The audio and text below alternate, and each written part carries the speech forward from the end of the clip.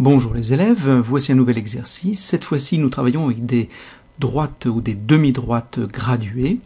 Donc on doit ou positionner des points ou lire les abscisses de points. Alors je vous laisse faire ça comme d'habitude. On se retrouve ensuite pour la correction. Faites bien l'exercice avant de suivre la correction. Alors pour le premier, vous avez donc une droite graduée ici. Vous avez deux graduations seulement, le 6 et le 7. Et vous avez deux points dont il faut lire les abscisses.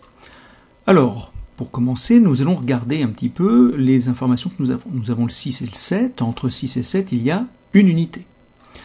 Nous avons partagé l'unité en 1, 2, 3, 4, 5, 6, 7, 8, 9, 10 morceaux. Diviser l'unité par 10, ça fait des dixièmes. Donc chaque morceau représente un dixième, c'est-à-dire 0,1. À partir de là, on va de 0,1 en 0,1, on aura donc 6, 6,1, 6,2, 6,3 et ainsi de suite. Et si on revient vers la gauche, 5,9, 5,8, 5,7, etc. Donc voici les premières graduations et voici d'autres qui vont nous intéresser. On vous demande de lire les abscisses des points A et B. L'abscisse du point A, c'est 5,7, l'abscisse du point B, 6,2. Il fallait maintenant placer le point C d'abscisse 7,5. Vous avez 7 ici, on va de 1 dixième en 1 dixième, 7,1, 7,2, 7,3, 7,4 et 7,5. C'est le dernier point, ici. Voilà où se trouve le point C. Deuxième question, cette fois-ci, nous allons de une unité en une unité, ici.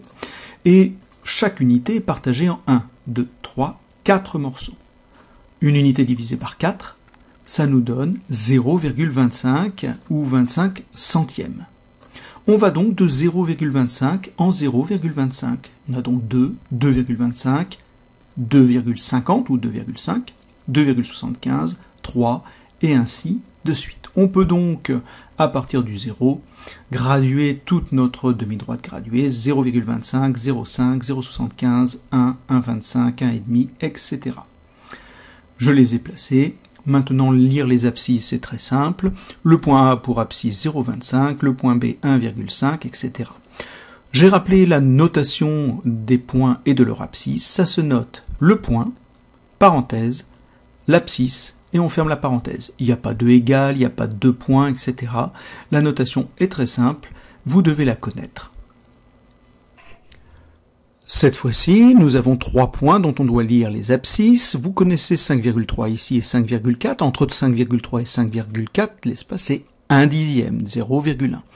Si on divise 0,1 par 4, on obtient 0,025. 25 millièmes. On va donc de 25 millièmes en 25 millièmes. On va donc avoir 5,3 ici, 5,325, puis 5,350, puis 5,375, et ainsi de suite.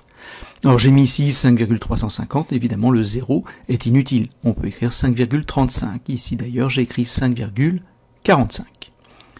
Une fois qu'on a fait ceci, lire les abscisses, c'est très simple.